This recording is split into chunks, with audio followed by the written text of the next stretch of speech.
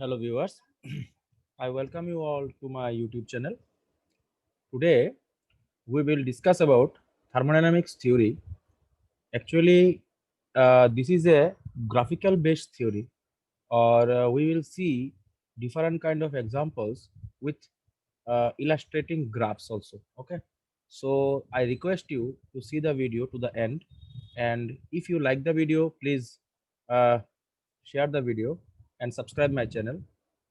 I will try my best to do or to elaborate what important topics in thermodynamics are present. Okay, so let us start our lecture here. We will do the lecture in mixed language, that is your Hindi and your English. Okay, now at first, what is thermodynamics?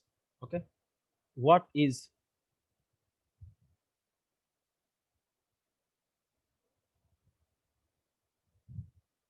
Actually हम लोग जो thermodynamics यहाँ पे पढ़ते हैं, thermodynamics के actually दो part है.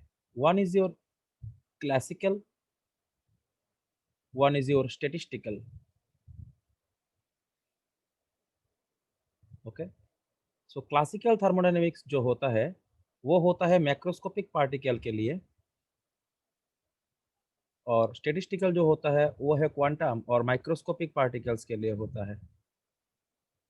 सो हम लोग यहाँ पे जो देखेंगे वो है classical thermodynamics. Okay, macroscopic system के बारे में हम लोग बात करेंगे. सो थर्मोडायनामिक्स में हम लोग जाने से पहले पहले तीन चीज़ें को यहाँ पे देख लेते हैं. तीन चीज़ जो है वो है, आपको याद रखना पड़ेगा. सिस्टम होता है एक, सराउंडिंग होता है और प्रोसेस. अभी प्रोसेस बहुत कॉम्प्लिकेटेड है, उसमें हम बहुत कुछ होता है, तो हम लोग इसको ग्रेजुअली धीरे धीरे से पहले जानेंगे. तो दो मैक्रोस्कोपिक पार्टिकल्स के बीच में जब भी आपका हीट एक्सचेंज होता है, उसका जो energy, work done etcetera calculation करने के लिए हम लोगों को थर्मोडायनामिक्स का यूज करना पड़ता है. तो हम लोग अभी क्लासिकल थर्मोडायनामिक्स पढ़ रहे हैं, उसमें है सिस्टम. पहले देखेंगे सिस्टम में क्या होता है. सिस्टम में होता है आपका ओपन सिस्टम होता है, उसमें क्लोज सिस्टम होता है, और इसमें आइसोलेटेड सिस्टम होता है. ओके, सो हम लोगों ने ये पहले देखा था. Open system means mass and energy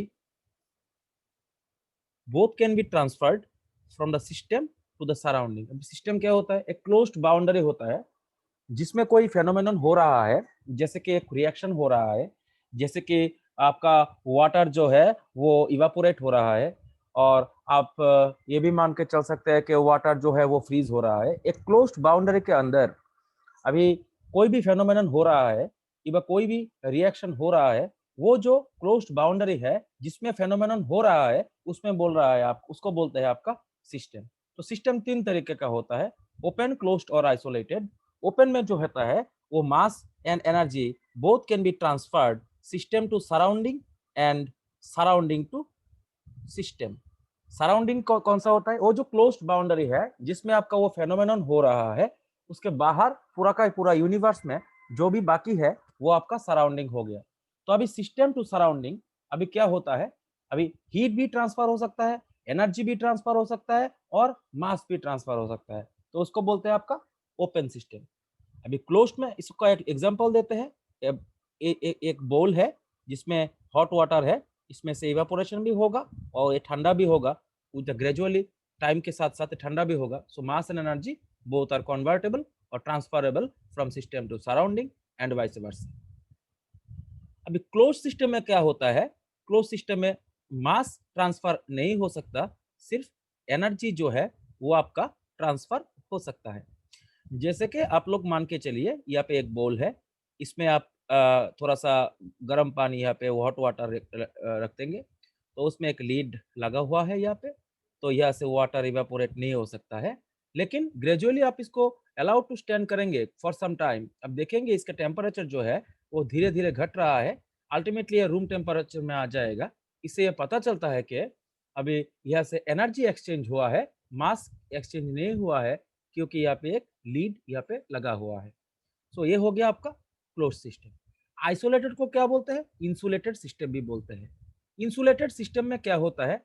मास भी ट्रांसफर नहीं हो सकता, एनर्जी भी ट्रांसफर नहीं हो सकता।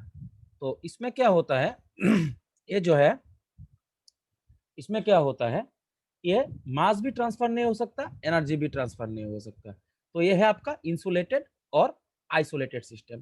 तो आप एक थर्मोफ्लाक्स और थर्मोस्टेट ले सकते हैं एज एन एग्जांपल के लिए। थर्मोस्टेट, इसमें क्या होता है, there is no system in the universe which is perfectly isolated in our universe. Okay, perfectly isolated system universe में एग्जिस्ट नहीं करता है। इसको आइडियल केस और हाइपोथेटिकल केस आप यहाँ पे मान के चल सकते हैं। तो ये हो गया हमारा सिस्टम, ये हमने पहले भी देखा था। एक्चुअली मेरा जो आज का टारगेट है, वो टारगेट है हम लोग वर्क डन के बारे में विस्तार से यहाँ पे जानेंगे। तो पहले आप लोग सिस्टम के बारे में थोड़ा सा यहाँ पे जानकारी मैंने दे दिया आपको। अभी देंगे हम प्रोसेस के बारे में। तो प्रोसेस जो है यहाँ पे डिफरेंट काइंड का प्रोसेस, टाइप का प्रोसेस अभी यहाँ पे हो सकता है। एक हो गया आपका रिवर्सिबल प्रोसेस, दूसरा हो गया आपका इरिवर्सिबल प्रोसेस, तीसरा हो गया आपका आइसोथर्मल प्रोसेस, उसके बाद हो गया आपका एडियाबेटिक प्रोसेस, उसके बाद हो गया आपका आइसोबारिक प्रोसेस, उसके बाद हो गया आपका आइसोकोरिक प्रोसेस। तो हम लोग पहले रिवर्सिबल और इरिवर्सिबल के बारे में थोड़ा सा यहाँ पे बात करेंगे। अभी अब देखिए, रिवर्सिबल प्रोसेस और इरिवर्सिबल प्रोसेस में चेंज क्या है और डिफरेंस क्या है। ओके, पहले देखिए, ये जो रिवर्सिबल रिएक्शन है बहुत स्लो होता है, very slow, occurs very slow, it will occur relatively faster.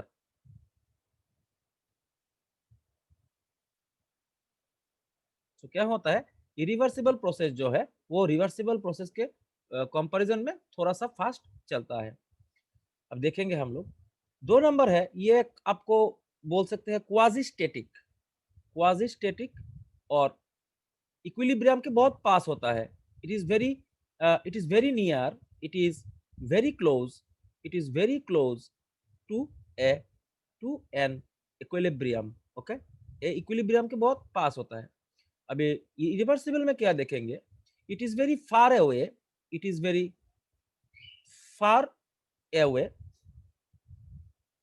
From the equilibrium condition. अभी रिवर्सिबल में क्या होता है देखिए, अभी एक देखेंगे ए प्लस बी यहां से हो रहा है सी प्लस डी। तो क्या होता है, यहाँ पे एक इक्विलिब्रियम यहाँ पे एस्टेब्लिश हो जाता है। अभी जो रिवर्सिबल प्रोसेस है ये बहुत स्लोली होता है।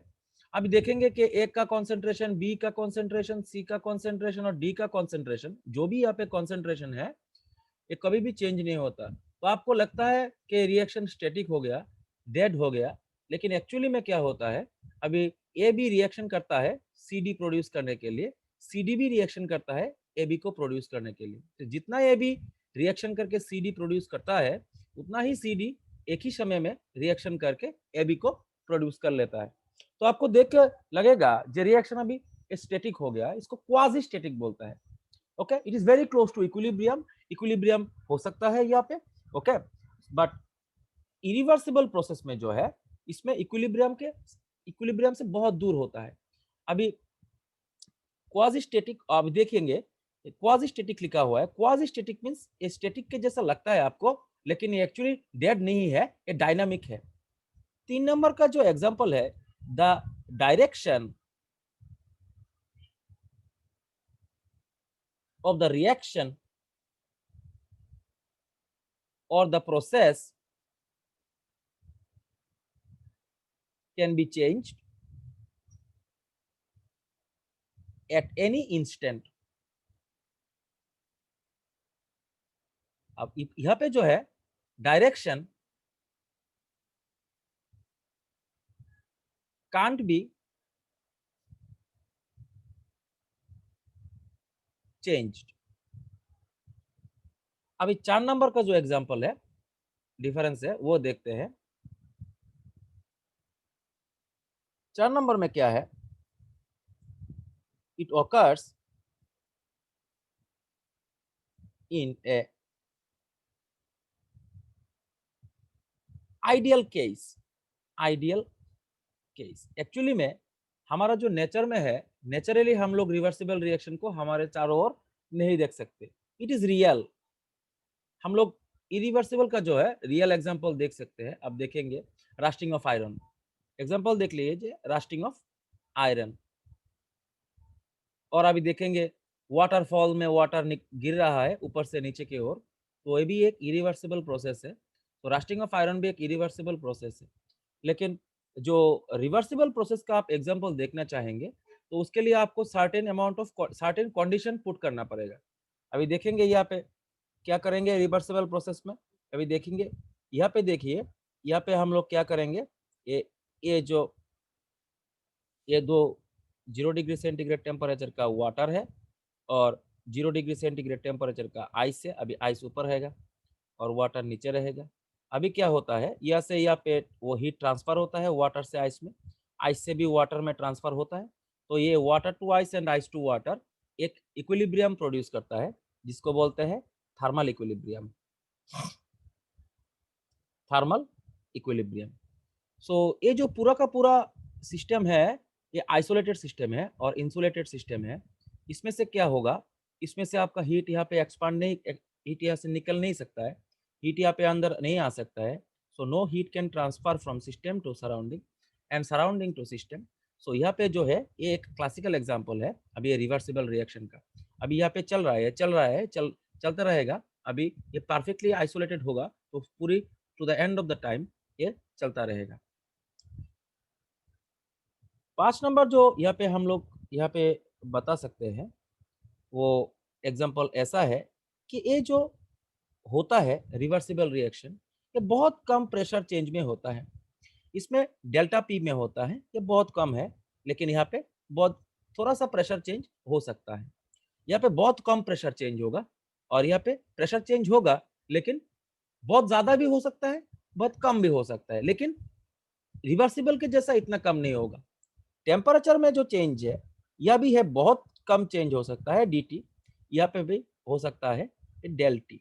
ओके, सो ये हो गया हमारा रिवर्सिबल और इरिवर्सिबल के बारे में जो हम लोग यहाँ पे जो डिफरेंस देखना चाहते थे। What is the difference between the reversible reaction and the irreversible reaction. Okay, और भी कुछ बात है, जैसे कि रिवर्सिबल रिएक्शन में जो एंट्रोपी है वो चेंज जो होता है वो नहीं होता है। ठीक है, तो हम लोग इसको बाद में देखेंगे। पहले हम लोग ये देखेंगे रिवर्सिबल और इरिवर्सिबल में क्या डिफरेंस है, ये हमने देख लिया। अभी हम लोग क्या करेंगे, दूसरा जो प्रोसेस है उनके बारे में थोड़ा सा देखेंगे। इसको हम एक ग्राफ के बारे में भी, ग्राफ से भी इसको एक हम लोग एक्सप्लेन करेंगे। आइसोथर्मल। आइसोथर्मल क्या होगा, आइसो मीन्स इक्वल होता है, तो टेम्परेचर इक्वल होता है। ठीक है, टेम्परेचर इक्वल होता है। तो एडियाबेटिक क्या होता है, एडियाबेटिक होता है एनर्जी इक्वल होता है। ये भी एक प्रोसेस है, हम लोगों ने देखा था reversible, irreversible, isothermal, adiabatic, isobaric, pressure remains constant, isochoric, volume constant हो जाता है। तो हम लोग क्या करेंगे, हम लोग यहाँ पे एक ग्राफ ड्रॉ करने की कोशिश करते हैं। देखिए हम लोग देखेंगे P versus V in different condition. Isothermal में कैसे चेंज होता है पीवी का ग्राफ, एडियाबेटिक में कैसे चेंज होता है, आइसोबारिक में कैसे चेंज होता है, आइसोकोरिक में कैसे चेंज होता है। देखिए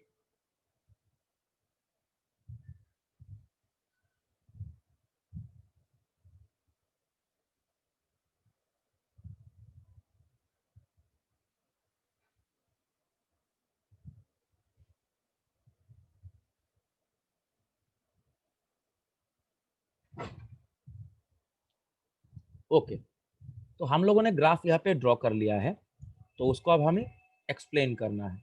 तो अब देखेंगे यहाँ पे प्रेशर वर्सेस वॉल्यूम का जो ग्राफ है, इसमें देखेंगे यहाँ पे, ये जो यहाँ पे देखिए आप, यहाँ पे देखिए, ये जो देखिए आप, यहाँ पे देखिए प्रेशर का जो पैरामीटर है, वो यहाँ पे प्रेशर जो है एक कांस्टेंट हो गया है। तो प्रेशर कांस्टेंट होने से क्या होता है, ये हो गया आपका आइसोबारिक प्रोसेस।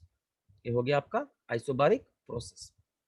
अभी देखेंगे, इसमें देखिए ये जो ग्राफ यहाँ पे लाइन आपको यहाँ पे मिल रहा है, इस लाइन में देखिए आप, यहाँ पे वॉल्यूम जो है, वॉल्यूम यहाँ पे कांस्टेंट है, तो वॉल्यूम यहाँ पे आपका हो गया कांस्टेंट, सो इसको बोलते हैं आपका आइसोकोरिक प्रोसेस। वॉल्यूम यहाँ पे कांस्टेंट हो। अब ये है आपका आइसोथर्मल प्रोसेस और ये है आपका एडायाबेटिक प्रोसेस। तो हम लोगों ने ये से कैसे लिख लिया, आइसोथर्मल कैसे लिख लिया, यहाँ पे एडायाबेटिक कैसे लिख लिया। तो एडायाबेटिक का ग्राफ नीचे क्यों आया है, आइसोथर्मल का ऊपर क्यों गया है, इसको वो रिवर्स में लिखेंगे तो क्या होगा, क्या प्रॉब्लम क्या है यहाँ पे, तब देखिए यहाँ पे क्या होता है।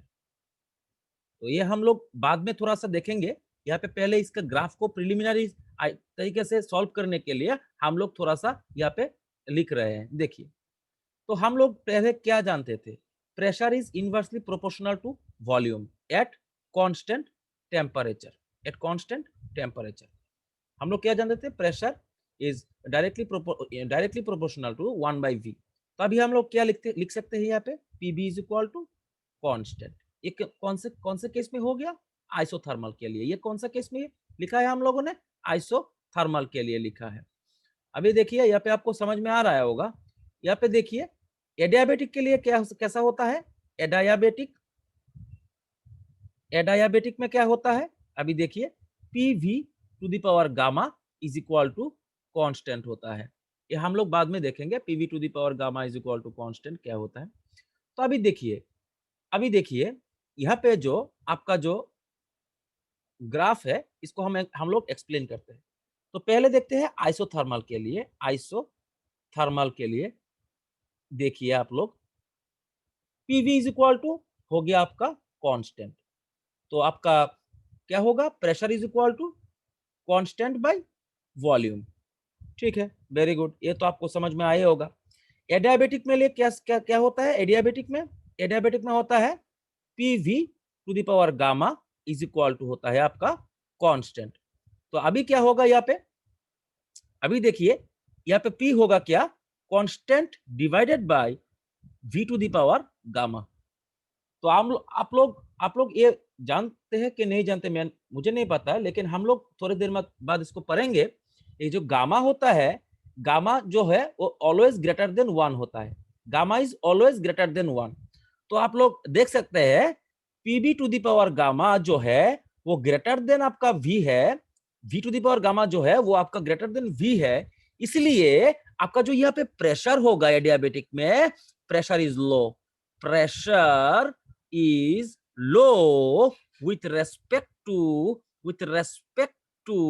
isothermal। आइसोथर्मल के कंपैरिजन में जो प्रेशर है वो थोड़ा सा कम होगा। अभी देखेंगे यहाँ पे प्रेशर का जो ग्राफ, यहाँ पे प्रेशर को आप यहाँ पे एक परपेंडिकुलर यहाँ पे ड्रॉ कर लीजिएगा, तो आप यहाँ पे देखेंगे ये जो प्रेशर है यहाँ पे कम है, और ये जो प्रेशर है यहाँ पे आइसोथर्मल में, वो जो प्रेशर है वो ज्यादा है। तो इसीलिए जो एडायाबेटिक का जो कार्ब होता है वो आपका स्टीफर होता है। आपका क्वेश्चन आता है आपका जेई में, नीट में, स्कूल में आता है क्वेश्चन, जो व्हाई द स्कूल में क्या आता है, स्कूल में आता है why the adiabatic curve is more stiffer, PV curve of adiabatic processes is stiffer than the isothermal process. ये हो गया आपका answer, because pressure into volume to the power gamma is equal to constant, ये होता है आपका adiabatic में। अगर PV is equal to constant, ये होता है आपका आइसोथर्मल में। गामा जो है आपका वो ग्रेटर देन होता है 1, क्योंकि गामा जो है सीपी बाई सीवी होता है, हम लोग देखेंगे उसके बाद। तो सीपी बाई सीवी होता है, इसलिए it is CP is always greater than 1 और always greater then CV, that's why gamma का जो वैल्यू है वो सब समय आपका वो 1 से ज्यादा होगा। तो P V to the power gamma जो है वो आपका ज्यादा होगा आपका V से, इसीलिए आपका प्रेशर जो है एडियाबेटिक में कम होगा, आइसोथर्मल में ज्यादा होगा। This is why the graph in case of adiabatic processes is more stiffer than the isothermal processes. ये हो गया हमारा graphical representation of pressure versus volume in case of different types of processes. Okay, हम लोग एक काम करते हैं, अभी एक एक एग्जांपल यहाँ पे लिख लेते हैं आइसोथर्मल का। Temperature constant, that means 0 degree centigrade temperature का जो आप आइस है उसको हम लोग 0 डिग्री सेंटीग्रेड टेम्परेचर का वाटर में कन्वर्ट करेंगे तो ये टेम्परेचर कांस्टेंट हो जाएगा, इसको बोलेंगे हम लोग आइसोथर्मल। एडियाबेटिक में जो होता है, एडियाबेटिक में क्या होता है अभी देखेंगे। एनर्जी हो जो तो होता है, एनर्जी आपका होता है कांस्टेंट। हम लोगों ने देखा था ये जो हमारा यहाँ पे एक कंटेनर है, ये इंसुलेटेड कंटेनर है, इंसुलेटेड और आइसोलेटेड कंटेनर है। इसमें क्या होता है 0 degree centigrade temperature ice water, और यहाँ पे होता है 0 डिग्री सेंटीग्रेड, सॉरी इसमें होता है ice, ice floats over water, इसमें होता है वाटर। तो यहाँ से यहाँ पे हीट ट्रांसफर हो सकता है कंटिन्यूअसली। सो यहाँ पे होता है एडियाबेटिक प्रोसेस, बिकॉज आपका जो एनर्जी है यहाँ पे एनर्जी आपका कांस्टेंट हो जाता है। उसके बाद देखेंगे आइसोबारिक प्रोसेस। आप कोई भी रिएक्शन कर लीजिए प्रेशर को कांस्टेंट रख के तो आपका हो जाएगा आइसोबारिक। आप कोई भी रिएक्शन कर लीजिए isochoric, choric is related to volume. Isochoric means आप एक रिजिड कंटेनर लीजिए, उसमें आप काम कीजिए, उसमें आप एक काम कीजिए, कोई भी रिएक्शन कीजिए। रिएक्शन करने से क्या होगा, ये जो आपका वॉल्यूम जो है वो रिजिड कंटेनर होने के कारण ये जो कंटेनर है इसका वॉल्यूम चेंज नहीं होगा। तो क्या होगा, वॉल्यूम कांस्टेंट हो जाएगा। तो वॉल्यूम हो जाएगा कांस्टेंट, ये हो गया आपका आइसोकोरिक प्रोसेस। तो हम लोगों ने अभी क्या देखा है, हम लोगों ने सिर्फ दो चीजें देखा है। अभी हम लोग देखा है सिर्फ प्रोसेस देखा है और सिस्टम देखा है। तो हम लोग सामने चलते हैं, पहले देखेंगे थर्मोडायनेमिक्स में दो प्रॉपर्टी होता है, एक है आपका एक्सटेंसिव प्रॉपर्टी, दूसरा है आपका इंटेंसिव प्रॉपर्टी। तो पहले हम लोग देखेंगे एक्सटेंसिव प्रॉपर्टी। एक्सटेंसिव प्रॉपर्टी जो है वो आपको जानना पड़ेगा। The property which depends upon the amount of substances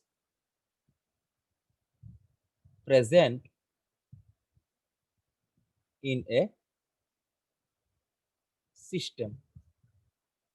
The property which depends upon the amount of substance in the system. अभी एग्जांपल देने से आपको पता चल जाएगा। वॉल्यूम आपको पता ही है, जितना ज़्यादा सब्सटेंस सिस्टम में बढ़ेगा उससे आपका वॉल्यूम उतना ही बढ़ जाएगा। दो नंबर जो है एक क्लासिकल एग्जांपल देता हूँ आप लोगों को, एंट्रोपी। तीन नंबर एग्जांपल जो है वो है गिब्स एनर्जी। तो एंट्रोपी के बारे में हम लोग थोड़ा सा यहाँ पे इंट्रोडक्शन कर लेते हैं। एंट्रोपी मीन्स द रैंडमनेस और डिसऑर्डरनेस। तो ये जो सिस्टम में जितना भी आपका सब्सटेंस यहाँ पे बढ़ेगा, सब्सटेंस जितना बढ़ेगा आपको उतना ही ज्यादा मॉलिक्यूल वहाँ पे प्रेजेंट होंगे। तो जितना ज्यादा मॉलिक्यूल प्रेजेंट होगा उसका उतना ही रैंडमनेस शो करने का आपका जो शो करने का जो टेंडेंसी है वो ज्यादा होगा। इसीलिए एंट्रोपी इज ए क्वांटिटी और a property which is definitely depend upon the amount of substance present in the system। तो आप लोगों को गिब्स फ्री एनर्जी के बारे में हम लोग बाद में डिस्कस करेंगे चैप्टर के अंत में। तो पहले इसको एक्सटेंसिव प्रॉपर्टी मींस जो प्रॉपर्टी आपका आपका सिस्टम के अंदर जितना भी आपका सब्सटेंस है उस पे ही डिपेंड करेगा, वो है आपका एक्सटेंसिव प्रॉपर्टी। तो इसके साथ में आपका एनसीईआरटी में भी देख सकते हैं आप लोग, इंटेंसिव प्रॉपर्टी भी है।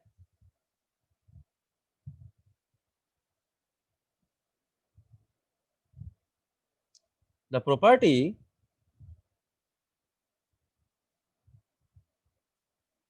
which does not depend upon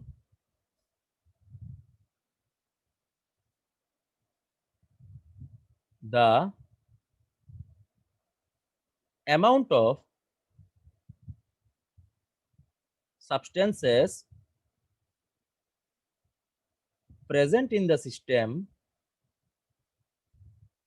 is known as intensive property. Example हम लोग यहाँ पे लिख देंगे refractive index, chemical potential, electrode potential etcetera.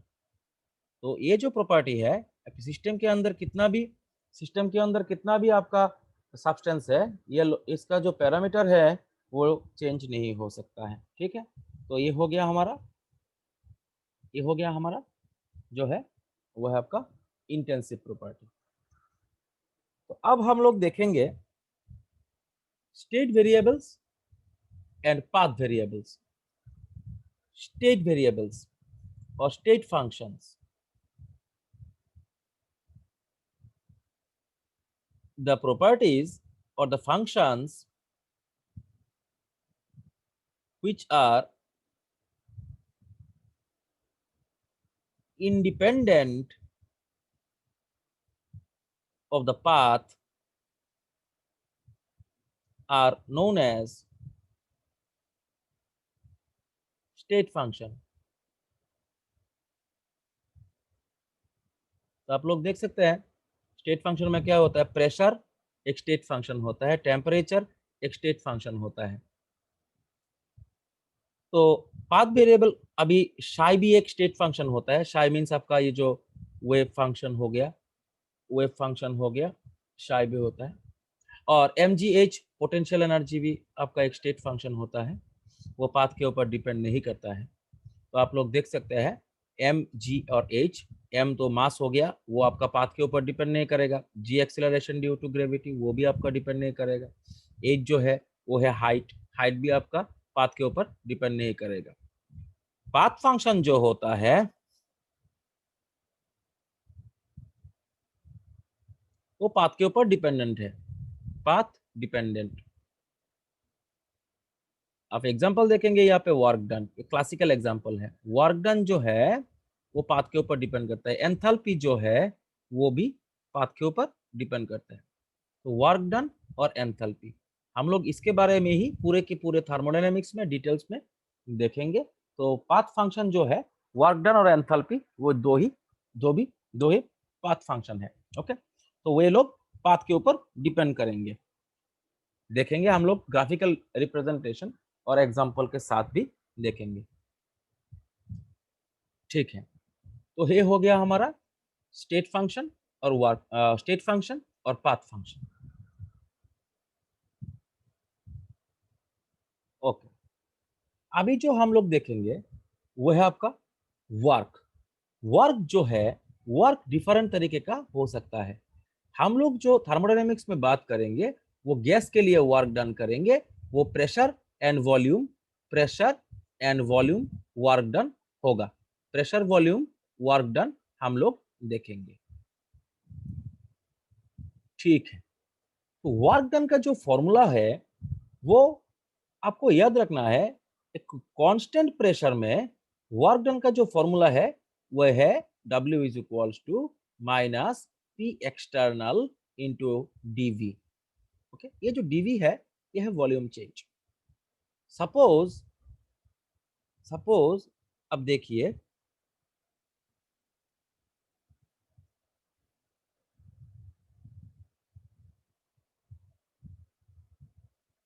Suppose this is a container. Okay, suppose this is a container. अभी क्या करेंगे हम लोग, यहाँ पे एक पिस्टन है, हम लोग यहाँ पे साइन कन्वेंशन भी देखेंगे। साइन कन्वेंशन बहुत इंपॉर्टेंट है केमिस्ट्री के लिए। ओके, साइन कन्वेंशन देखेंगे तो क्या होता है, ये एक कंटेनर है। ठीक है, कंटेनर है, suppose is highly conducting container, conducting, this is highly conducting. Okay, हम लोग यहाँ पे क्या देखेंगे, ए कंडक्टिंग, कंडक्टिंग जो है ये है कंडक्टिंग। यहाँ से हीट बाहर भी जा सकता है, अंदर भी आ सकता है। अभी क्या होता है देखिए, अभी क्या होता है, सपोज आप यहाँ पे मान के चलिए, यहाँ पे एक्सटर्नल प्रेशर जो है वो है P। तो एक्सटर्नल प्रेशर यहाँ पे P एक्सटर्नल हो गया। अब देखेंगे क्या करते हैं, अभी देखेंगे यहाँ पे हम लोग थोड़ा सा यहाँ पे वेट यहाँ पे डाल देते हैं, जो आपका ये रिएक्शन को और जो प्रोसेस को, एक पिस्टन को इक्विलिब्रियम में रखेगा। ये जो है एक पिस्टन है, ये पिस्टन है। इसमें क्या होता है, अभी देखिए यहाँ पे वेट, यहाँ पे जो है ये हम लोग ने वेट यहाँ पे पुट कर दिया। तभी क्या होता है, ये जो सिस्टम है, अभी जो यहाँ पे ये जो एक्सटर्नल प्रेशर P पड़ रहा है यहाँ पे, वो और ये जो वेट, ये आपको क्या करेगा, इसको इक्विलिब्रियम में रखने के लिए ट्राई करेगा, इक्विलिब्रियम में रखेगा। अभी क्या होता है, आप एक वेट यहाँ से हटाइए, तो ये जो है आपका यहाँ पे आपका जो वॉल्यूम जो है वो एक्सपांड हो जाएगा। वॉल्यूम जो एक्सपांड होगा धीरे धीरे होगा, बहुत ही स्लो होगा, very very slowly, very very slowly जो है आपका जो यहाँ पे जो पिस्टन है वो यहाँ पे मूव करेगा अपरवर्ड्स। अभी क्या होता है देखिए, पिस्टन जो है ये अपरवर्ड मूव कर लिया। यहाँ पे इनिशियल जो वॉल्यूम है वो हो गया V1, फाइनल जो वॉल्यूम है वो हो गया V2। तो यहाँ पे क्या होता है, वॉल्यूम एक्सपांड हो गया है, वॉल्यूम एक्सपांड हो गया। आप एक बात यहाँ पे याद रखिएगा, जो हाइड्रोजन और हीलियम है वो छोड़ के अभी जो आइडियल गैस जो है, अभी और जो कोई भी गैस हो, इसमें क्या होता है, जब वॉल्यूम जब एक्सपांड होता है, the gas cools down, the gas cools down. Okay, cools down, gas का जो है वो आपका हीट रिलीज कर देगा। Heat is released, heat is released. क्या होता है, हीट रिलीज करता है। तो एक बात आप यहाँ पे देखिए, अभी काम कौन कर रहा है, सिस्टम काम कर रहा है, इसका हीट रिलीज हो गया। एक नंबर यहाँ पे लिखते हैं साइन कन्वेंशन में, if the work is done, if the work is done by the system, it loses energy, it loses heat, so work done is negative. Okay, अभी ऑलवेज रिमेंबर, अभी यहाँ पे ऑलवेज रिमेंबर याद रखना है, volume expansion होगा, volume expansion होगा तो वर्क डन नेगेटिव होगा। ये आपको यहाँ पे याद रखना है। अभी देखिए क्या होता है, अभी देखिए क्या होता है, इसको कैसे हम लोग देखते हैं। देखिए यहाँ पे गैस जो है हीट रिलीज करेगा, तो हीट रिलीज करने से क्या होता है, इसका टेम्परेचर घट जाएगा। तो एक कंडक्टिंग हम लोगों ने लिया था कंटेनर, तो अभी क्या होगा, बाहर से हीट जो है अंदर आएगा, heat will be transferred, heat will be transferred, okay, from the surrounding to system. System में सराउंडिंग से हीट यहाँ पे अंदर आएगा, आके क्या करेगा, टेम्परेचर को इक्वल कर देगा। कैसे इक्वल करेगा, हम लोगों ने हम लोगों को क्या पता है, heat is transferred from a higher heat gradient, higher temperature gradient to a lower temperature gradient। अभी हीट जो है हायर हीट से लोअर हीट के अंदर आएगा, तो आने से क्या होगा, टेम्परेचर जो है वो एक थर्मल इक्विलिब्रियम में लेके आ जाएगा।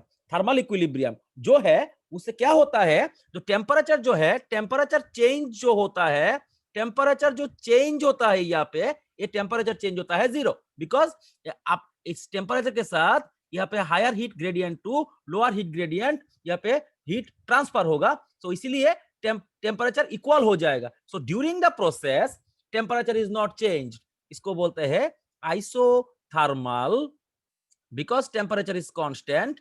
ऑल्सो आप लोग देखेंगे यहाँ पे जो प्रोसेस जो हो रहा है, ये जो पिस्टन का जो मूवमेंट है ये बहुत ही स्लो हो रहा है, बहुत ही स्लो, इसीलिए ये है रिवर्सिबल, ये होता है रिवर्सिबल प्रोसेस। ओके, ये होता है आपका isothermal reversible process. Okay okay, now if the work is done on the system, work is done on the system, देखेंगे यहाँ पे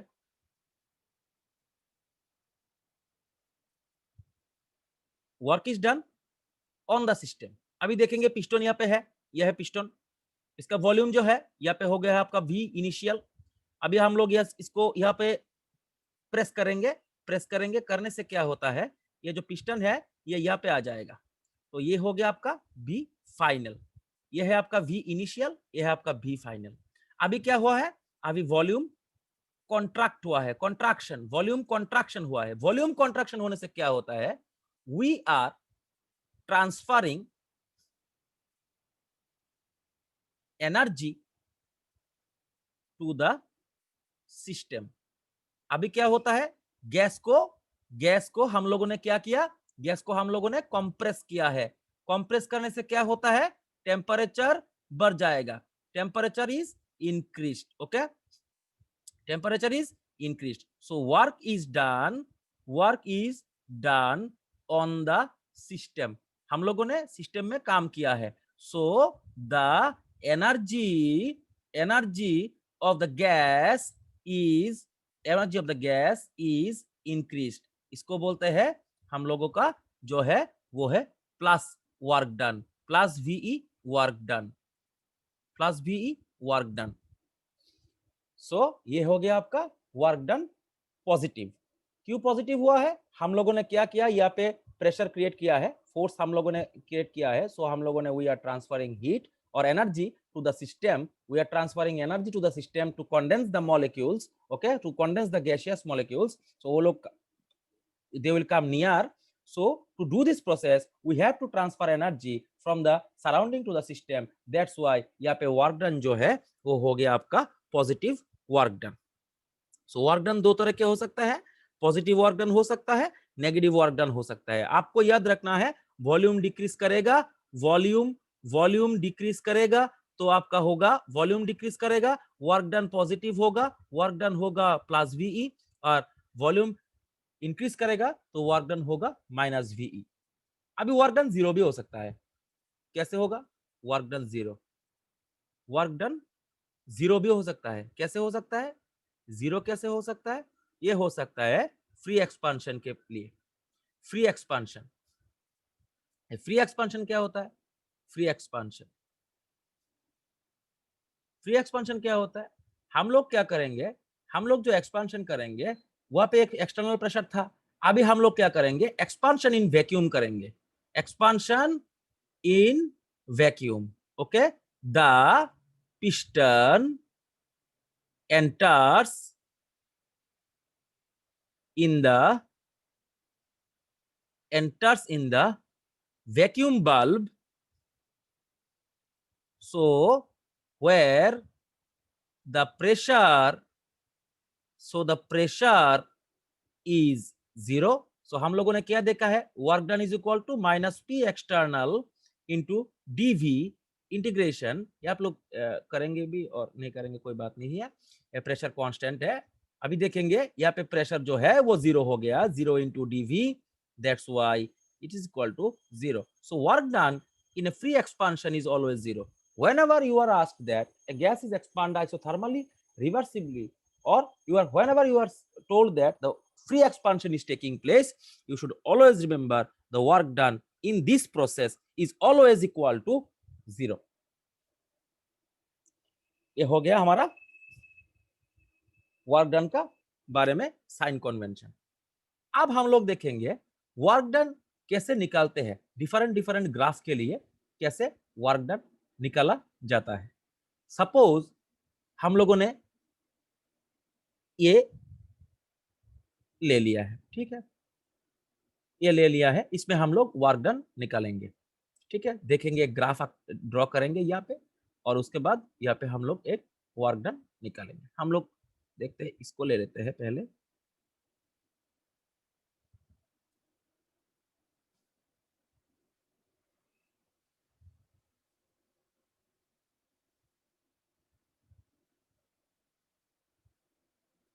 ओके ओके, तो हम लोग इन दोनों में वर्क डन निकालने की कोशिश करेंगे। तो हम लोग क्या करेंगे, इसको ए बी लिख लेते हैं, यहाँ पे सी लिख लेते हैं, ओके। सो यहाँ पे हो गया आपका जो है प्रेशर, यहाँ पे हो गया वॉल्यूम, यहाँ पे हो गया प्रेशर, यहाँ पे हो गया वॉल्यूम। हम लोग क्या करेंगे, यहाँ पे कुछ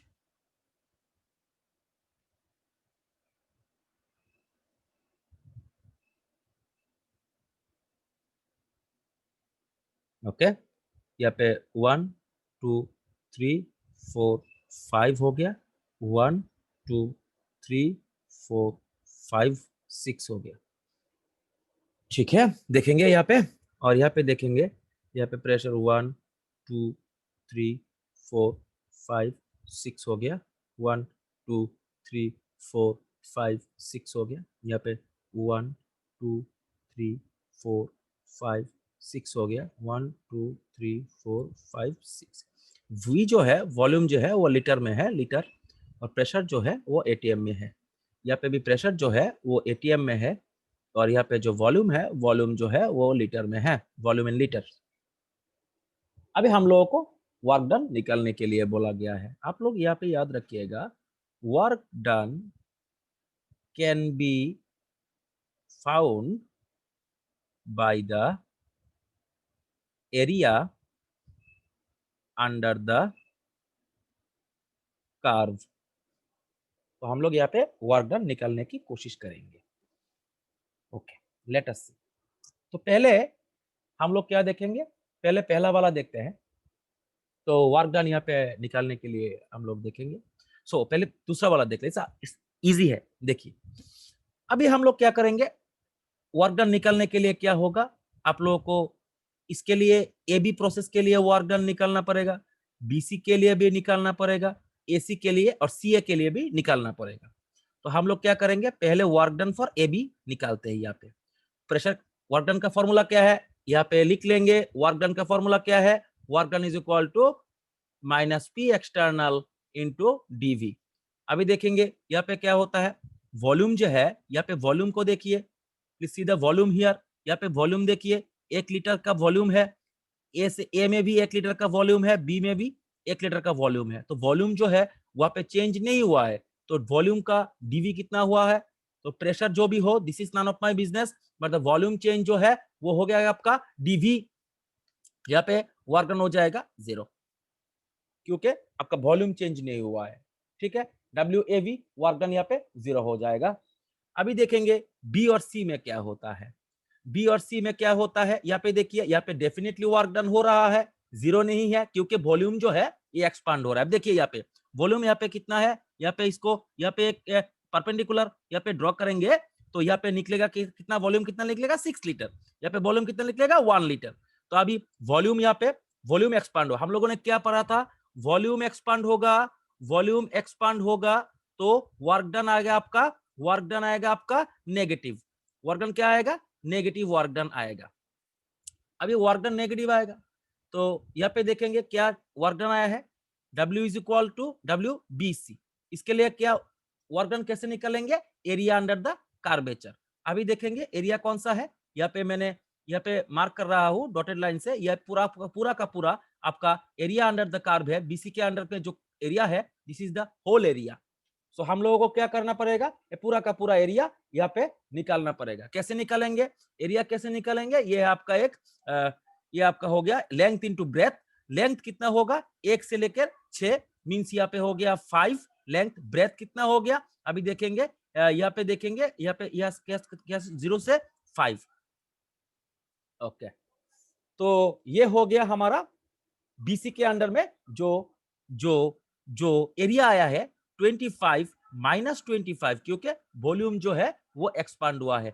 यूनिट क्या होगा, लीटर एटीएम और एटीएम लीटर। ओके, ये हो गया हमारा बीसी के अंदर में जितना भी आपका वर्क डन हुआ है, ये हम लोगों ने यहां से निकाल लिया है। अभी क्या करेंगे, अभी क्या करेंगे, सी ए जो है इसके अंदर हम लोगों को वर्क डन निकालना है। अभी देखिए यहाँ पे वॉल्यूम क्या हुआ है, वॉल्यूम था 6 लीटर, अभी यहाँ पे कितना हो गया 1 लीटर। अभी वॉल्यूम जो है, वॉल्यूम सी ए में क्या होता है, सी ए में डब्ल्यू सी ए में वॉल्यूम जो है वो डिक्रीज कर रहा है, डिक्रीज। डिक्रीज करने से क्या होगा, डिक्रीज करने से वर्क डन हो जाएगा पॉजिटिव, वर्क डन हो जाएगा प्लस वीई। वर्क डन कैसे निकालना है, ये जो एरिया है, ये एरिया यहाँ पे हम लोगों को निकालना पड़ेगा। तो कैसे निकालेंगे, इसको देखने से आपको पता चल जाएगा, जो ए है ये एक ट्रापेजियम है, ट्रापेजियम का एरिया जो निकालना पड़ेगा, ट्रापेजियम का एरिया कैसे निकालेंगे, WCA को कैसे निकालेंगे,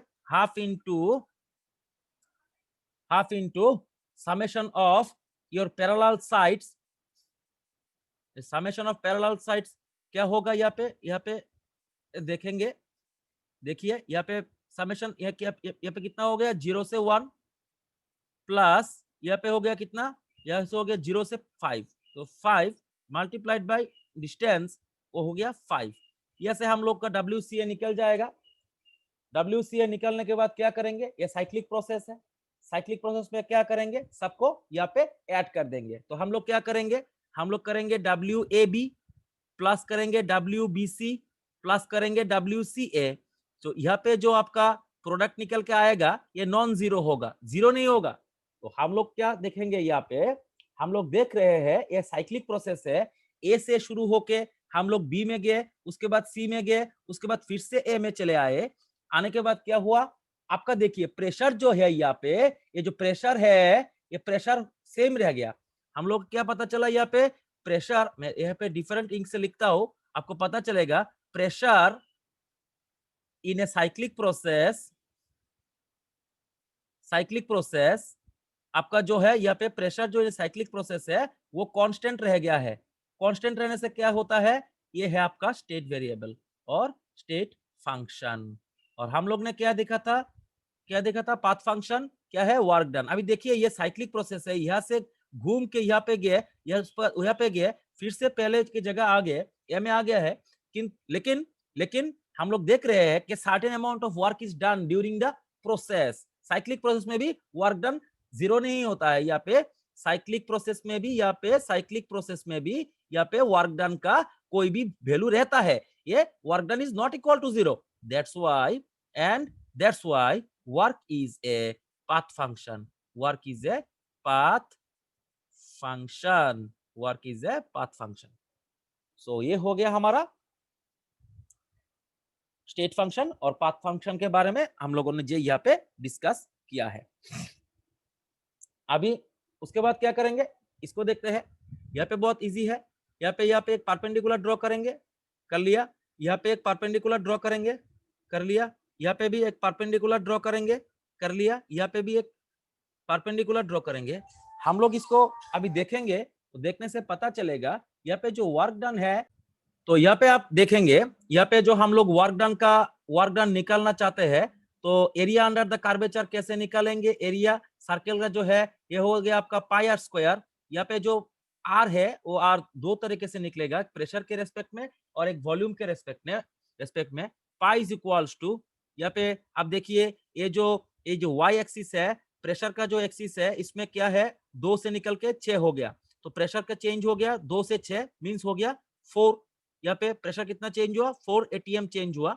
लेकिन ये जो है ये सर्कल का डायमीटर है, ये रेडियस नहीं है, तो रेडियस कितना हो गया, रेडियस हो गया आपका 4 डिवाइडेड बाई 2, यहाँ पे हो जाएगा 2 मल्टीप्लाइड बाई, यहाँ पे देखिए यहाँ पे 6 है, यहाँ पे है 1, तो इसमें क्या होगा, यहाँ पे कितना इंक्रीज हो गया 5/2 ओके लीटर ATM ओके। अभी क्या होगा, अब देखेंगे यहाँ पे वर्क डन जीरो नहीं है, some amount of work has been done during a cyclic process, so you should remember work done is a path function। तो हम लोगों ने यहाँ पे वर्क निकाला है, वो है आपका पाथ फंक्शन ओके, ठीक है। उसके बाद हम लोग क्या करेंगे, वर्क डन देखेंगे आइसोथर्मल प्रोसेस में, रिवर्सिबल और इरिवर्सिबल कंडीशन में। उसके बाद देखेंगे एडियाबैटिक प्रोसेस में, ठीक है। पहले देखते हैं आइसोथर्मल के, और एक एग्जांपल हम लोग फिर से देख लेते हैं। यहाँ पे आपको सपोज ये दिया गया है,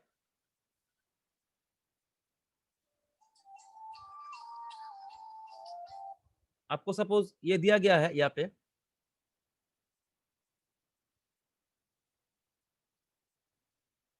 इसको आपको एरिया निकालना है वर्क डन के लिए, 1 2 3 4 5 6, ये इसमें वॉल्यूम इन लीटर, यहाँ पे 1 2 3 4 5 6 1 2 3 4 5 6 यहाँ पे आपका, यहाँ पे आपको इजीली पता चल जाएगा। आपको एरिया निकालना है, इसका ट्रापेजियम का एरिया निकाल लीजिए।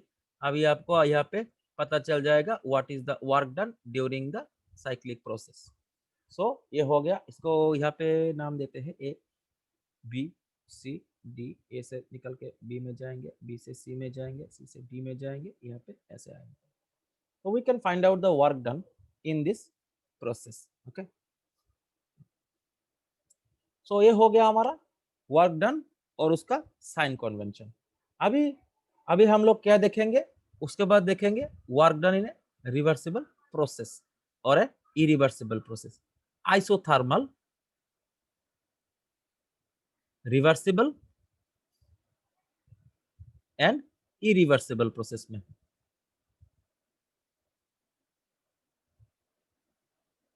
दोनों को एग्जांपल एक साथ में देख लेते हैं। यहाँ पे देखिए, ठीक है।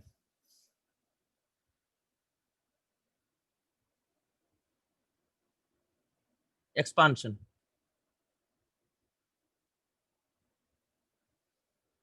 अभी देखिए इरिवर्सिबल प्रोसेस में जो है आपको बहुत अच्छी तरीके से याद रखना है, W इरिवर्सिबल इज एक्सपांशन लिखा है ना, एक्सपांशन एक्सपांशन एक्सपांशन में क्या होता है, वॉल्यूम इंक्रीज होता है।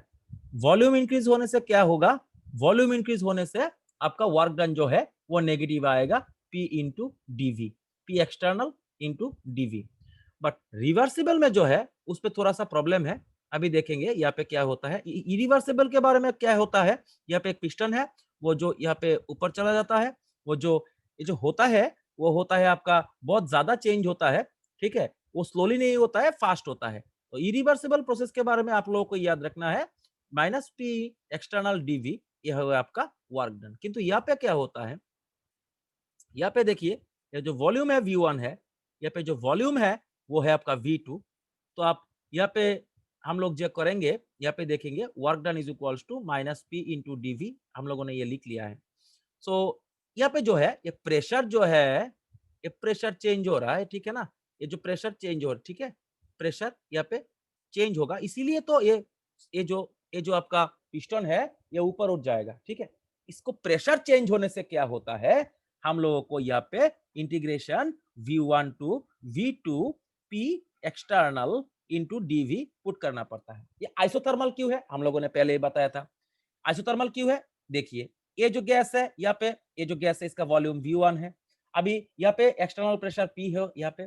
तो क्या होता है, गैस जो है वो एक्सपांड कर रहा है। एक्सपांड करने से क्या होगा, एक्सपांड करने से गैस का जो वॉल्यूम है इंक्रीज कर जाएगा। वॉल्यूम इंक्रीज करने से क्या होगा, वो कूल डाउन हो जाएगा। कूल डाउन होने से क्या होगा, बाहर से वो हीट यहाँ पे अंदर लाएगा। अंदर लाने से क्या होगा, टेम्परेचर इक्वल हो जाएगा। ये हाईली हाईली कंडक्टिंग कंटेनर है, ये इंसुलेटेड नहीं है, हाईली कंडक्टिंग कंटेनर है, क्योंकि बाहर से हीट यहाँ पे अंदर आ सकता है, आके यहाँ पे जो आपका टेम्परेचर है उसको ये इक्वल कर देगा। तो क्या होता है, temperature remains constant, that's why isothermal. Very slow process, हम लोगों ने यहाँ पे वेट रखा था, हम लोगों ने यहाँ पे वेट यहाँ पे दिया था। सो धीरे धीरे इसको ऊपर की तरफ लेके चला जाएगा। ये आइसोथर्मल एंड रिवर्सिबल एक्सपांशन है, हम लोगों ने पहले ही बताया था। रिवर्सिबल में क्या होता है, बहुत धीरे धीरे होता है रिएक्शन।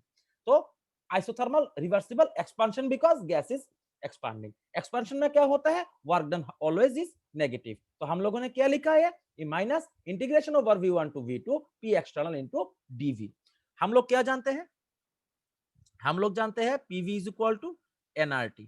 तो हम लोगों को क्या पता चला यहाँ से, PV यहाँ पे P का क्या होगा, P is equal to NRT divided by V। हम लोगों ने क्या बताया यहाँ पे, V1 टू V2 माइनस दिया यहाँ पे NRT by V into dV. अब क्या होगा, माइनस एनआरटी यहाँ से निकल जाएगा, integration over V1 to V2 dV by V। DV by V होने से क्या होता है, minus NRT ln V2 divided by V1। ln जो है ये यहाँ पे log ई बेस है। तो हम लोगों को W रिवर्सिबल वर्क डन इन रिवर्सिबल आइसोथर्मल एक्सपांशन में हम लोग को पता चल गया ये वर्क डन का जो है वो क्या होता है। अभी देखेंगे हम लोग एक ग्राफ देखते हैं यहाँ पे।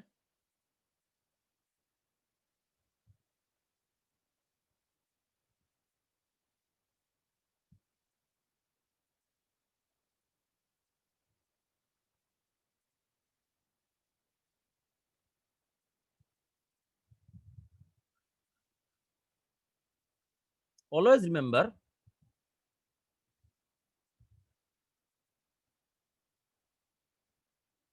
हमारा जो रिवर्सिबल प्रोसेस में जो वर्क डन है is greater than irreversible processes. Okay, fine. तो ये हो गया हमारा isothermal reversible expansion and isothermal irreversible expansion. ये हो गया हमारा रिवर्सिबल एक्सपांशन के बारे में। अभी हम लोग क्या देखेंगे, अभी हम लोग जाएंगे उसके नेक्स्ट में। ओके ओके, अभी हम लोग क्या करेंगे, अभी हम लोग करेंगे फर्स्ट लॉ ऑफ थर्मोडायनेमिक्स के बारे में देखेंगे। तो पहले हम लोग ये पता लगाते हैं फर्स्ट लॉ क्या है। फर्स्ट लॉ ऑफ थर्मोडायनेमिक्स क्या है? First law of thermodynamics says that, first law of thermodynamics says that it is okay the internal energy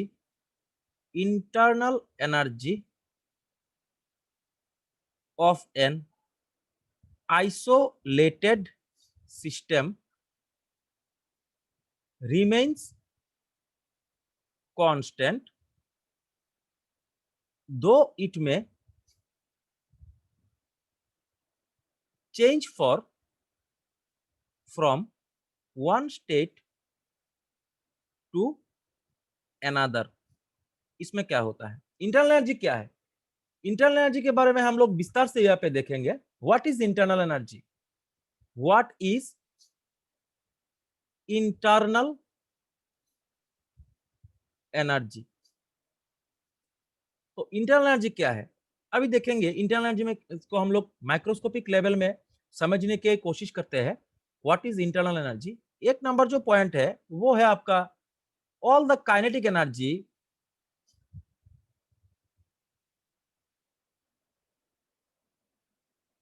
of gas molecules.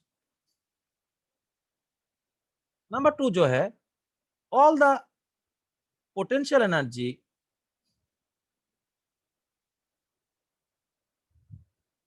of the gas molecules in a system। और number three जो है the amount of energy, summation लिख लेंगे, summation sum of the amount of energy of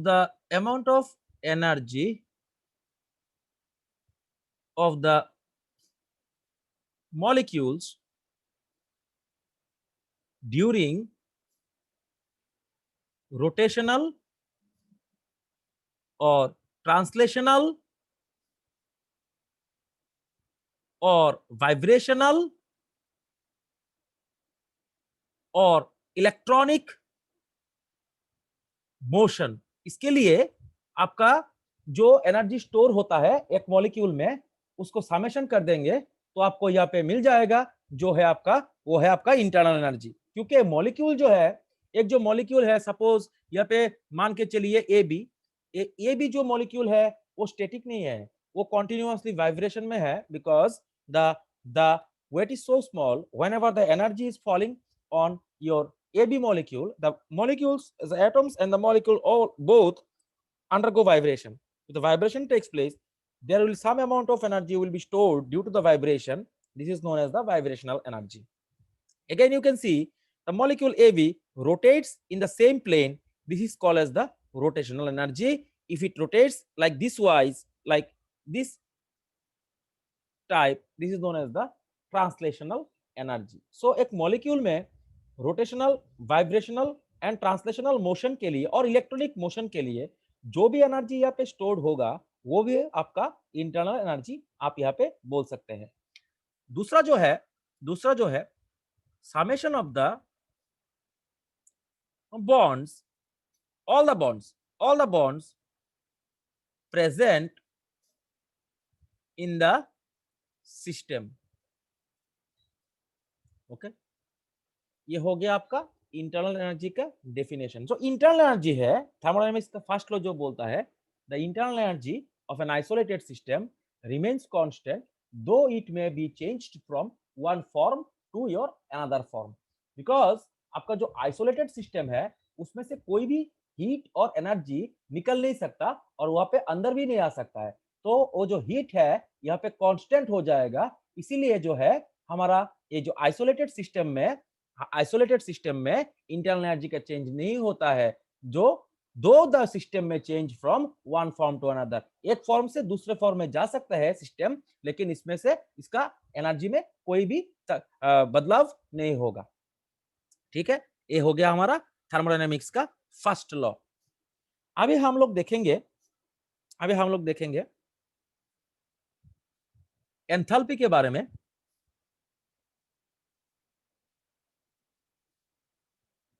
enthalpy, ये enthalpy जो है ये है आपका टोटल हीट कंटेंट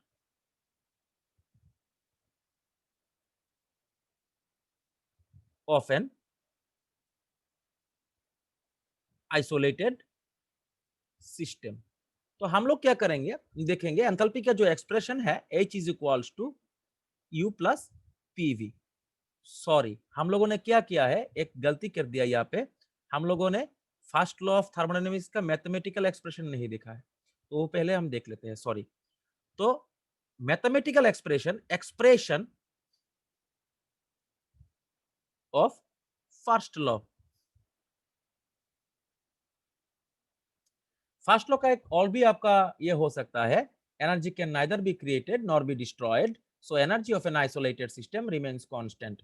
सो आप लोग ये भी लिख सकते हैं यहाँ पे, energy can not be created और can not be destroyed, can't be destroyed, okay, destroyed, so the energy remains constant of an isolated system। तो एक्सप्रेशन जो है वो हो गया D Q is equals to D U plus हो गया आपका पीडीवी। डी क्यू जो है ये है आपका एनर्जी चेंज अथवा हीट चेंज, एनर्जी चेंज लिखते हैं इससे आसानी होगा। एनर्जी चेंज ये जो है इंटरनल एनर्जी जो है ये है इंटरनल एनर्जी चेंज, और पीडीवी जो है ये है आपका work done, pressure volume work done. आपको ये मान के रखना है, यहाँ पे जानना है, आपको याद रखना है, U इज ए स्टेट फंक्शन, U इज a state function, but Q and W are the path function। ये आपको याद रखना है। U is the state function, internal energy is the state function, Q and W are the path functions। अभी हम लोग यहाँ पे देख रहे हैं dq is equal to du plus pdv। इससे आपको यह पता चलेगा कि आप किसी भी गैस में कोई भी अमाउंट ऑफ एनर्जी देंगे तो इसके पास दो ऑप्शन है, एक तो ये काम करेगा और दूसरा नहीं काम करेगा। काम करेगा, पूरा का पूरा काम नहीं करेगा, थोड़ा सा काम करेगा। आप मान के चलिए आप लोगों ने 1000 किलो जूल ऑफ एनर्जी कोई भी सिस्टम में दिया है, तो ये सिस्टम काम कर रहा है आपका 500 जूल, और जो एक्स्ट्रा 500 जूल यहाँ पे बाकी है वो इस सिस्टम के अंदर इंटरनल एनर्जी के रूप में स्टोर हो जाएगा। तो आप जितना भी यहाँ पे एनर्जी दोगे एक सिस्टम में, तो सिस्टम के पास दो ही ऑप्शन है, एक तो ये काम करेगा और जितना बाकी है वो उसमें स्टोर होके जाएगा, और पूरा का पूरा काम करेगा तो इंटरनल एनर्जी चेंज 0 हो जाएगा। पूरा का पूरा काम करेगा तो क्या होगा, dq is equal to pdv। Okay, पूरा का पूरा work done, okay, work done कर लिया पूरा। Okay, so no internal energy change, आपका पूरा का पूरा वर्क डन हो गया, dq is equal to pdv। और दूसरा क्या कर सकता है, कोई भी काम नहीं कर सकता है, no work done, complete work done, यहाँ पे हो गया कंप्लीट वर्क डन। और दूसरा क्या कर सकता है, कोई भी काम नहीं कर सकता, वो लेजी है, तो क्या होगा, dq is equal to du हो जाएगा, because pdv is equal to 0 हो जाएगा, बिकॉज वर्क डन यहाँ पे 0 होगा, बिकॉज आपका वो काम नहीं कर रहा है। तो काम नहीं कर रहेगा तो क्या होगा, पूरा का पूरा एनर्जी जो है उसमें आपको ये स्टोर्ड हो जाएगा इंटरनल एनर्जी के रूप में। तो ये हो गया आपका एक्सप्रेशन का justification, dq is equal to du plus pdv। यहाँ पे q जो है यह है आपका एनर्जी चेंज, u जो है du जो है वो है इंटरनल एनर्जी चेंज, पीडीवी जो है वो है आपका वर्क डन। तो आपको ये मानना है, जानना है, यू जो है वो एक स्टेट फंक्शन है, क्यू एंड डब्ल्यू जो है वो पाथ फंक्शन है, वो पाथ के ऊपर डिपेंड करेगा। लेकिन इंटरनल एनर्जी जो है वो डेफिनेटली पाथ के ऊपर डिपेंड नहीं करेगा, वो टेम्परेचर के ऊपर डिपेंड करेगा, स्टेट वेरिएबल, वो भी एक स्टेट वेरिएबल है टेम्परेचर। सो ये आपको मानना है और जानना भी है। Okay, so this is the expression for the first law. अभी क्या करेंगे, फर्स्ट लॉ का जो एक्सप्रेशन है वो हम लोग डिफरेंट कंडीशन में देखेंगे। डिफरेंट जो कंडीशन है इसमें देखेंगे जो फर्स्ट लॉ का क्या निकलता है। dq is equal to du plus हो गया आपका pdv। अभी क्या है, आइसोथर्मल प्रोसेस में देखेंगे। आइसोथर्मल में क्या होगा, u is equal to constant, क्योंकि टेम्परेचर भी कांस्टेंट है। हम लोगों ने क्या बताया था, ये जो स्टेट वेरिएबल यू क्या है, स्टेट फंक्शन है। स्टेट फंक्शन ये दूसरा स्टेट फंक्शन के ऊपर डिपेंड करेगा। कौन सा स्टेट फंक्शन, टेम्परेचर के ऊपर। तो u कांस्टेंट हो गया तो du हो गया 0, इंटरनल एनर्जी चेंज 0 हो गया। तो क्या लिखेंगे यहाँ पे, dq is equal to 0 plus pdv हो गया आपका पहला। ओके ओके, हम लोगों ने यहाँ पे work done, positive work done लेके चला है, वॉल्यूम यहाँ पे डिक्रीज कर रहा है। हम लोगों ने यहाँ पे सिस्टम के ऊपर काम किया है, सिस्टम के ऊपर काम किया है। Work is done, work is done on the system. Work done by the system होता तो क्या होता, बाय द सिस्टम होता तो dq is equal to du minus pdv होता। यहाँ पे हम लोग का सिस्टम के द्वारा वर्क किया गया है, तो हम लोग क्या करते हैं यहाँ पे माइनस लिखते हैं, ये है work done by the system. Okay, हम लोगों ने क्या किया, यहाँ पे work done on the system मान के चला है। अभी क्या करेंगे, अभी क्या करेंगे, अब देखेंगे उसके बाद dq is equal to du plus pdv। अब एडियाबेटिक हो गया, एडियाबेटिक में क्या होगा, एडियाबेटिक में क्या होगा, q हो जाएगा आपका कांस्टेंट, q हो जाएगा आपका कांस्टेंट। तो dq कितना हो जाएगा, dq हो जाएगा 0। तो हम लोग लिख सकते हैं du is equal to minus pdv। Okay okay fine. So इस तरीके से आपका जो फर्स्ट लॉ का जो एक्सप्रेशन है वो कंटिन्यूअसली चेंज होता रहता है। तो आप लोगों को यहाँ पे मान के चलना है और यहाँ पे याद रखना है कि कौन सा कंडीशन है, उसके ऊपर हमारा जो फर्स्ट लॉ का जो एक्सप्रेशन है वो डेफिनेटली यहाँ पे चेंज होगा। उसके बाद देखेंगे एंथैल्पी। एंथैल्पी जो है उसको कैसे लिखते हैं, H is equal to U plus PV. तो हम लोग एक यहाँ पे देखते हैं, हम लोग फेज ए से फेज 1 से फेज 2 में यहाँ पे जाने की कोशिश करते हैं। तो हम लोग को क्या पता है, हम लोग पकड़ के चलते हैं, यहाँ पे लेके लेते हैं H1 फर्स्ट फेज के लिए।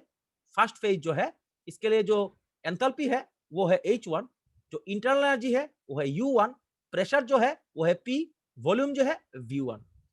सेकंड केस के लिए सेकंड फेज में क्या होता है, यहाँ पे हो गया H2, ये हो गया आपका U2 प्लस हो गया P V2।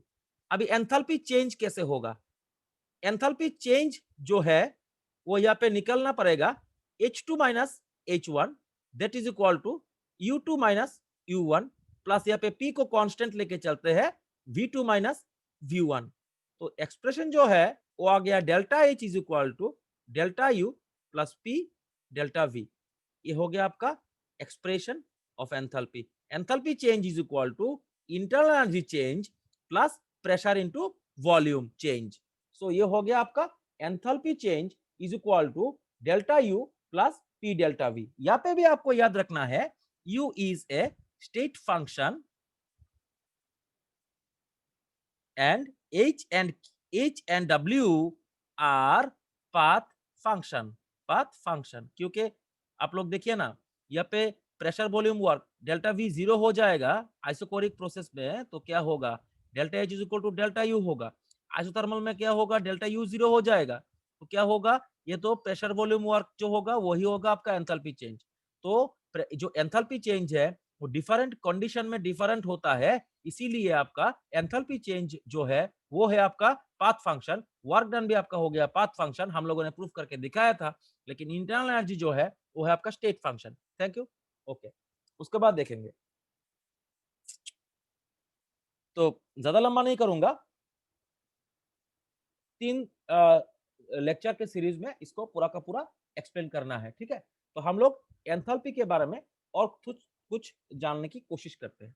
अभी प्रेशर को कांस्टेंट नहीं रखेंगे तो क्या होगा, H is equal to sorry H is equal to U plus PV। अभी प्रेशर को कांस्टेंट नहीं रखते है। फेज 1 में क्या करेंगे, इसमें हो गया H1, इसमें हो गया U1 प्लस प्रेशर जो है P1, वॉल्यूम जो है V1। यहाँ पे फेज 2 में क्या करेंगे, यहाँ पे हो गया H2 इज इक्वल टू हो गया U2 प्लस हो गया P2, उसके बाद हो गया V2। अभी जो H2 माइनस H1 हो गया, इसमें क्या हो गया O2 U2 minus U1 plus इसमें क्या हो गया P2 V2 minus P1 V1। तो इसमें हम लिख सकते हैं delta H is equal to delta U plus P2 V2 minus P1 V1। तो ये हो गया हमारा दूसरा एक्सप्रेशन एंथैल्पी का। अभी एक यहाँ पे देखिएगा, रिमेंबर एक्सोथर्मिक प्रोसेस के लिए हमारा जो एंथैल्पी चेंज है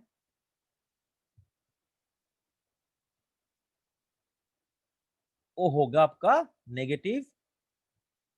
एंडोथर्मिक के लिए एंथैल्पी चेंज जो है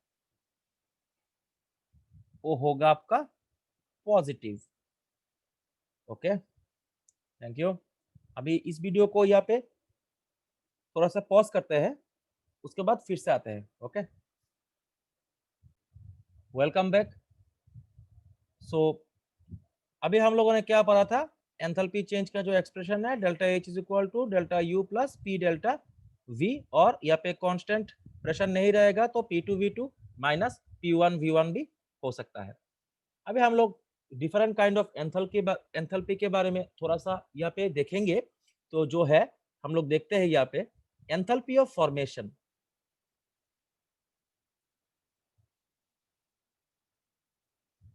एंथैल्पी ऑफ फॉर्मेशन, तो एंथैल्पी ऑफ फॉर्मेशन ऐसी कोई ज्यादा कुछ तकलीफ की बात नहीं है। एंथैल्पी ऑफ फॉर्मेशन क्या होता है, सपोज आप लोग प्रोड्यूस करना चाहते हैं H2O। H2O तो हम लोग बहुत सारे जगह से भी प्रोड्यूस कर सकते हैं। देखिए यहाँ पे आप लोग क्या करेंगे, CH3COOH प्लस यहाँ पे C2H5OH का रिएक्शन लिखेंगे, तो यहाँ पे जो होगा CH3COOC2H5 हो जाएगा, प्लस यहाँ पे वाटर जो है यहाँ पे प्रोड्यूस होगा। तो इसको आप enthalpy of formation of water नहीं बोल सकते। एंथैल्पी ऑफ फॉर्मेशन का बाद जो है वो आपका एलिमेंटल कंडीशन से प्रोड्यूस होना चाहिए, एलिमेंटल फॉर्म से। H2O को आपको एलिमेंटल फॉर्म से कैसे निकालेंगे, H2O H2 plus half O2, इसके बाद हो जाएगा आपका H2O। ये जो आपका H2O यहाँ पे प्रोड्यूस हुआ, ये देखिए एलिमेंटल फॉर्म से प्रोड्यूस हुआ, H2 plus half O2 is equal to H2O। तो स्टैंडर्ड कभी होगा, आप कैसे लिख सकते हैं, delta H formation of H2O standard is equal to minus 286 kilo joule. ये लिखने का बात क्या है, इसका इसका मीनिंग क्या है, या मीनिंग जो है delta H formation 0 means standard 1 मोल हम लोगों ने यहाँ पे प्रोड्यूस किया है। 1 मोल हम लोगों ने यहाँ पे प्रोड्यूस किया है, जो वाटर है वो हम लोगों ने 1 मोल प्रोड्यूस किया है from its constituent in the elemental form. So ये हो गया आपका एंथैल्पी ऑफ फॉर्मेशन। आप लोगों को ये याद रखना है, एंथैल्पी ऑफ फॉर्मेशन के समय सब समय आपको यहाँ पे याद रखना है, इसको एलिमेंटल कंडीशन से यहाँ पे आपको बनाना है। और दूसरा कोई भी यहाँ पे प्रोसेस हो तो उसमें आपको नहीं होगा, यहाँ पे एंथैल्पी ऑफ फॉर्मेशन नहीं बता सकते। उसके बाद देखें enthalpy of neutralisation.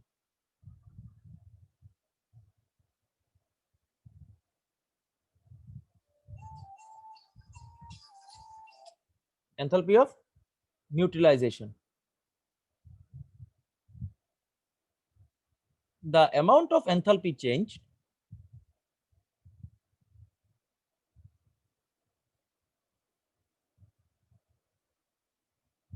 during the neutralization of equivalent amount of acid and equivalent amount of base. एक हो गया आपका एंथैल्पी चेंज ड्यूरिंग न्यूट्रलाइजेशन।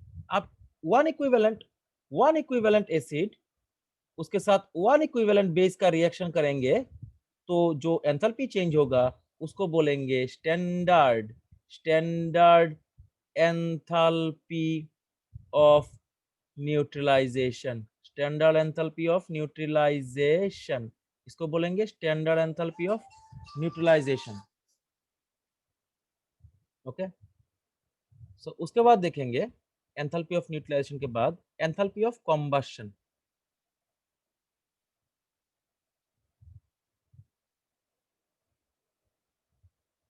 इसमें क्या होगा एंथैल्पी ऑफ कॉम्बशन, 1 मोल जो है आप किसी भी सब्सटेंस को बार्न कर दीजिए ऑक्सीजन में। बार्न करने से क्या होगा,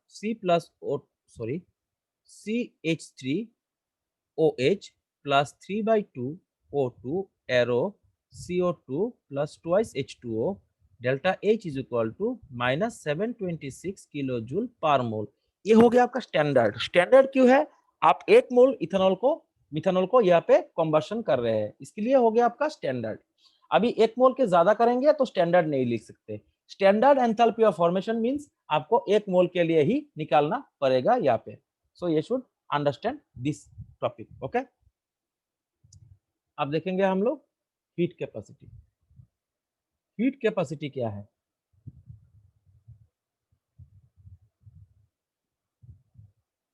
हीट कैपेसिटी क्या है देखेंगे। The amount of heat required to increase the temperature of a substance by 1 degree centigrade is known as the heat capacity। ठीक है, देखेंगे उसको। सो हीट कैपेसिटी, ठीक है। अभी आपका जो हीट कैपेसिटी है ये थर्मोडायनेमिक्स में दो टाइप का हीट कैपेसिटी यहाँ पे दिखाया गया है। एक है आपका molar heat capacity at constant pressure and the molar heat capacity at constant volume। तो molar heat capacity at constant pressure and molar heat capacity of at constant volume। तो molar heat capacity क्या है constant pressure में, at constant pressure the amount of heat required to increase the temperature of 1 mole of a substance by 1 degree centigrade is known as the heat capacity, molar heat capacity at constant pressure। तो इसको क्या लिखेंगे, Cp is equal to, ये हो गया आपका enthalpy change के dH dt at constant P। Okay, ये हो गया आपका enthalpy change, okay, with respect to temperature. Okay, dH dt। अभी इसका जो कांस्टेंट वॉल्यूम में है इसको लिखेंगे 1 मोल सब्सटेंस का टेम्परेचर 1 डिग्री सेंटीग्रेड बढ़ाने के लिए कांस्टेंट वॉल्यूम में जितना भी आपका हीट चाहिए होगा उसके बोलते हैं आप लोग molar heat capacity at constant volume. वो जो है आपका इंटरनल एनर्जी का चेंज के साथ में होगा du dt at constant v। सो ये हो गया आपका molar heat capacity at constant pressure at constant volume. इसका बीच में एक रिलेशन है, वो बहुत इंपॉर्टेंट है यहाँ पे, तो हम लोग ये देखने की कोशिश करते हैं। जो रिलेशन है Cp minus Cv is equal to R, इसको हम लोग प्रूफ करने की कोशिश करते हैं। यहाँ पे देखेंगे H is equals to U plus PV। तो हम लोग जानते हैं PV is equal to nRT। तो क्या है PV is equal to RT for 1 mole of gas. 1 mole of gas हम लोगों ने क्या पढ़ा था, Cp एंड Cv 1 मोल के लिए ही निकाला जा सकता है। तो H is equal to U plus RT। हम लोग क्या करेंगे, इसको डेरिवेटिव करेंगे यहाँ पे with respect to T, D H D T is equal to D U D T plus हो गया यहाँ पे आर। तो ये जो डी एच है ये है डी एच टी हो गया सी पी, ये हो गया सी वी प्लस हो गया आर। यहाँ पे आप लोग C P minus C V is equal to R, ये हो गया आपका प्रूफ। तो यहाँ पे C P by C V is equal to हो गया गामा। हम लोगों ने देखा था ना P V to the power gamma is equal to constant for an adiabatic process. So हम लोग इसको देखे थे, ये जो P V to the power gamma है वो है सी पी बाई सी वी। हम लोग इसके बारे में हमारा नेक्स्ट वीडियो में इसका बारे में हम लोग देखेंगे। और हमारा नेक्स्ट वीडियो में हम लोग adiabatic expansion, adiabatic adiabatic reversible और इरिवर्सिबल एक्सपांशन के बारे में देखेंगे, एंट्रोपी के बारे में देखेंगे, और थोड़ा सा हम लोग गिब्स फ्री एनर्जी के बारे में, Clausius Clapeyron equation, Joule Thomson effect, इसके बारे में भी देखेंगे। तो ये वीडियो को मैं लंबा नहीं कर रहा हूँ या पे एंड कर रहा हूँ। आप लोगों को अच्छा लगे तो वीडियो आपके दोस्तों के साथ श्योर शेयर कीजिएगा, ये मेरा रिक्वेस्ट है आपके साथ। वीडियो अच्छा लगे तो ही शेयर कीजिएगा, ओके। और कोई भी इंफॉर्मेशन मुझे आप दे सकते हैं कि हमारा कैसे मैं इस वीडियो को और भी ज़्यादा अच्छा बनाऊँ, तो आप लोग मुझे कमेंट बॉक्स में ज़रूर लिखिएगा कैसे मैं आपको और ज़्यादा अच्छी तरीके से वीडियो में बना के दे सकता हूँ, कैसे और ज़्यादा एक्सप्लेनेशन कर सकता हूँ। तो मेरा आपका यहाँ पे रिक्वेस्ट है, जो आप लोग मुझे सजेशन दीजिए कि मैं और भी डेवलप हो सकूँ। Thank you for watching and stay tuned for the next videos. Have a nice day.